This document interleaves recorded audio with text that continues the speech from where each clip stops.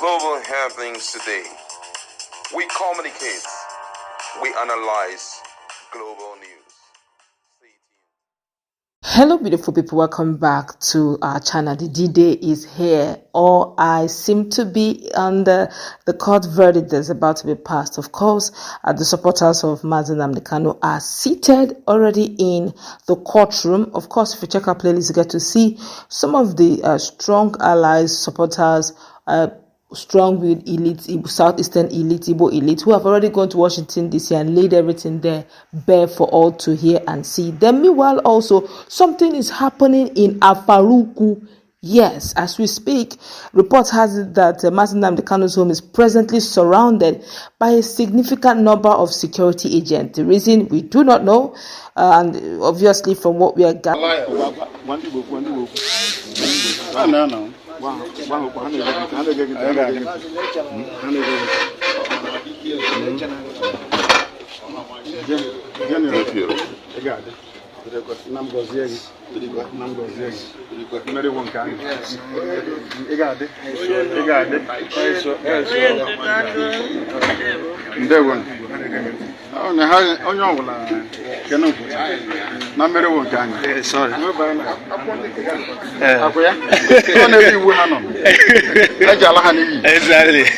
you.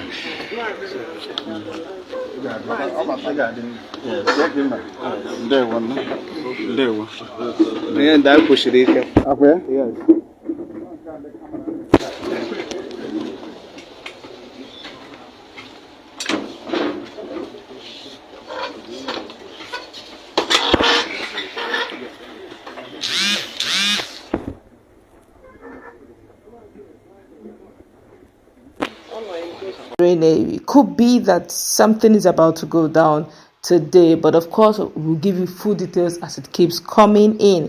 Mazi Nnamdi Kanu's family house is currently surrounded by a large number of security agents, and we are alerting the whole world, some of the community people who took time to film the security guards guarding the home. Question is why? The court case is taking place in Abuja. Why is country home in Afaraukwu? While again in the courtroom as we speak, everyone seemed to be around, seated, supporters, journalists, everybody seated to hear exactly what the verdict will look like. Even his consultant, legal consultants are already seated. His brother is also there seated. Just some few days ago, it was a case of lawmakers, of course, in a Green Chamber, national level, from all walks of life. I'm talking about from the different geopolitical zone, coming together, about 41 or 44 of them thereabout, giving their verdict on this issue of mazi Nnamdi Kanu. My colleague is in the house, and we just want to look at this. Do you think that Justice Omotosho will definitely pass his verdict today? Don't forget, a few hours ago, it was seen Wike was busy showing how far the judicial houses are going in Abuja. I can tell you for free, those houses are beautiful. They are big. They are in their advanced stages. Some of the houses are already completed as we speak. But do you think with that video coming online then, and do you think that what's going on in Abuja, the building of the judiciary, would in any way or in any form influence the court verdicts against or for mazi Nnamdi Kanu? Now, do you also think that Justice Omotosho will be giving his verdict today? I have a different view to this though, but what do you make of this?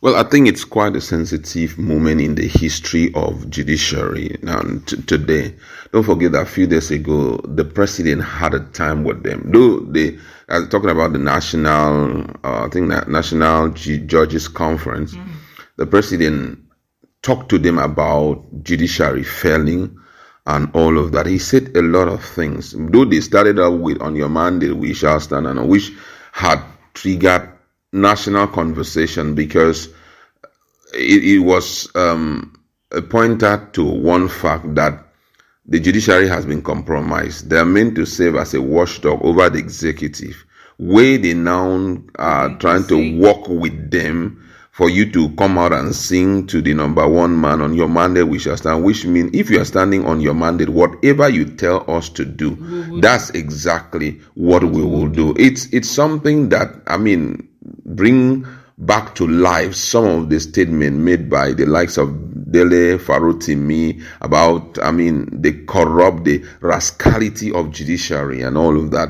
That is no more the last hope of the common man. But be that as it may, the number one man in this case for now, talking about Justice Omotosho, will be under intense pressure. Though I know he had made landmark decisions like this before. So, but I think that sending security men to Afaraukwu to secure the, I don't like that, because you're already trying to send a signal out that something wrong is about to take. It's like these guys are already privy to something, to an information. So we must make sure that there is no breakdown of law and order. It could have been around that environment. That's, for example, in their normal position. But then they put one or two persons, maybe people of, not uniform men, but maybe it's CIDs, they just stand around, just choke up, behaving as if they are normal, done for them, so that if there's any breakdown of law, you can now call these guys to come in. Positioning there sends a wrong signal that already they are privy to something which the people will not be happy with, and they may decide to react. So for me, I don't accept that. It's wrong somehow. That's from my perspective. Now, apart from that, also, I can presume, as an analyst, I can presume that the move taken by the 44 lawmakers from different geopolitical zones in Nigeria will not be swept under the carpet by President Bola Ahmed Tinubu. But being that mazi Nnamdi Kanu is a very aggressive person, is a very sensational guy,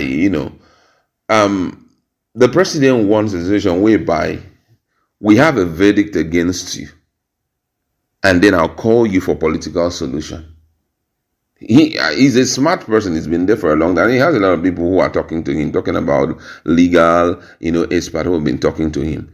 Being an aggressive person, someone who is not ready to give up on his cause, we need to have something against him where he will have to choose between the devil and the deep blue sea.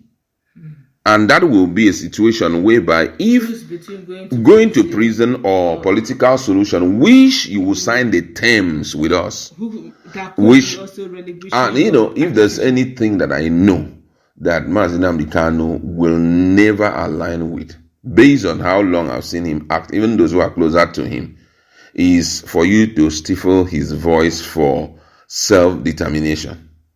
As Biafra self-determination. That's going to be very difficult. And that's one of the things that they want him to do. Even if it means giving him a prestigious position, to man. Okay, contest as the governor of Abia State. Or okay, if you're not contesting as the governor of Abia State, Southeast Development Commission, you will be the chairman, so that you're talking about the issue of us. You're talking about the issue of us putting you guys under subjection and all of that. I want to bring you into my government. So you tell us, what can we do in Southeast that will quell the crisis? But that's not his dream. And why that is not his dream is that he has paid the ultimate price of going to prison. Not just going to prison. He has been detained. He has been detained. It's not even prison. He's been detained for, this is going almost close to 5 years. Or more, 7. Of being there, add everything together from 2015 and all of that. So I've paid the ultimate price. What worst again can you do? Okay, you throw me into jail, whatever. But guess what? Let it be in history that once upon a time there was a man who seek for self-determination and was not ready to sell his conscience off. He stood his ground till to his last breath. Let my children come and see, such that when my children come out and say, those are the children of mazi Nnamdi Kanu, people will look at them again. Your father was a brave man. For some people, that's what will settle their destiny. I love to end it that way, than at the end of the day, those considered to be enemies of my people, I cowered before them and I started walking with them. Whether it was for the good of the people or not, it will come taunting me, because a lot of people have laid down their life for this cause. So for me to mess up at this point it's not even an option. I've got to stand till the end. Go to prison. It's not anything. I've been around DSS custody for my what is prison all about? It's all about restriction of movement. They will curtail your dream, but I think the whole world know this is what I stand for. Someday a government will come in and say, let's allow this guy to go. I think that's going to be the situation. But no matter what happened, we should also look at the consequences of certain decisions, because there's how a judge will look at the situation and he will use his discretion to say no. So that, because right now there's so much tension. Now, because of what this guy said, because of what Donald Trump said, boots on ground, gun are blazing and all. Look at what the terrorists are doing right now. They're trying to tell them, we dare you. Try it. We are here.